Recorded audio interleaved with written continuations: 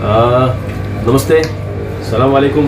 आज काफ़ी समय के बाद में मालेगांव में आना हुआ है और आमतौर पे मालेगांव में आने का कारण भी ये था कि हमारे पार्टी के कुछ जो कार्यकर्ता हैं उनसे मुलाकात करनी थी। काफ़ी समय से उनसे मुलाकात रूबरू नहीं हुए थे हम। वैसे होते हुए यहाँ पर हम कुछ लोग, हमारे जो भाई हैं, हमारे माइनॉरिटीज़ के हमारे कुछ भाई जो काफ़ी समय से मुझसे संबंधित रहते थे, लेकिन आज उनसे मिलने का अवसर यहाँ पर प्राप्त हुआ। तो जो है हमारी बहन स्वर्गीय निहाल जी की सुपुत्री शान ए हिंद, जिनके नाम में ही हिंद का जिक्र होता है, जिसमें अलग से कहने की ज़रूरत नहीं पड़ती कि ये देश किसका है। देश उनके दिलों में बसता है जिनके दिलों में हिंद और देश इंडिया रहता है। शान ए हिंद मेरी बहन से मिलने का अवसर मुझे प्राप्त हुआ।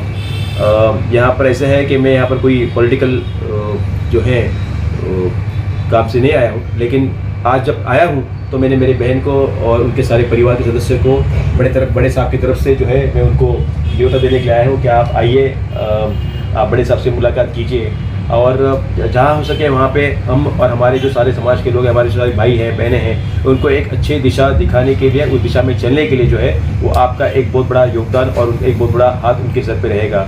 और इसीलिए आप और हम सब मिलके एक साथ चले तो एक अच्छी दिशा और एक अच्छे इंडिया की तरफ चलने का हमें अवसर प्राप्त होगा। आपके बगैर हम नहीं चल पाएंगे और हमारे बगैर शायद हो सकता है कि आपको चलने में कई दिक्कतें हो सकती है। तो हम सब साथ में चलेंगे, इकट्ठा चलेंगे और एक अच्छे मकाम पे हम जाने की कोशिश करेंगे।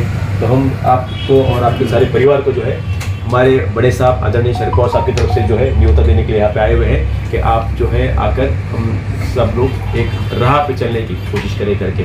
और वो राह जो हो वो इस वक्त जो है, जो हमारे देश में जिस वक्त के हालात जो पैदा कर चुकी है, देश में धर्म के नाम पर एक दूसरे को लड़वाने के लिए जो शुरू हो चुकी है, जाति के नाम पर जो दंगे करने की शुरुआत हो चुकी है, उसको कहीं जाकर रोकने के लिए मुझे दीदी आपका हाथ लगेगा, आपका साथ लगेगा। इसीलिए मैं बड़े साथ की तरफ से आपको करने के लिए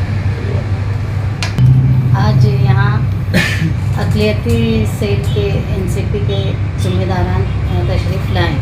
मैं उनको खुशामदीद कहती हूँ क्योंकि हिंदुस्तान जो दो हिस्सों में बढ़ गया है, कम्युनल और सेकुलर, जहाँ भी सेकुलर ताकतों को जुटने की और ताकत पहुँचाने की कोशिश होगी उसमें हम साथ में रहेंगे। उन्होंने एक मैसेज और दिया शरद पवार साहब का कि उनसे मुलाकात करें। अभी फ़िलहाल हालात ऐसे हैं कि हम लोगों ने कम्युनलिज़म को सपोर्ट करने वाले राष्ट्रीय अध्यक्ष का विरोध करते हुए जनता दल को छोड़ दिया। तो इसलिए उनका एक न्योता था कि भाई आप हमारे साथ शामिल हो। शरद पवार साहब का पैगाम वो लेकर आए थे। उस पर हम लोग हमारी महाराष्ट्र यूनिट से बात करेंगे कि क्या नतीजा निकल सकता है और वर्करों से बात करेंगे मालेगांव शहर। लेकिन मैं आपको इस बात का यकीन दिलाती हूँ कि मालेगांव शहर एक सेकुलर शहर है।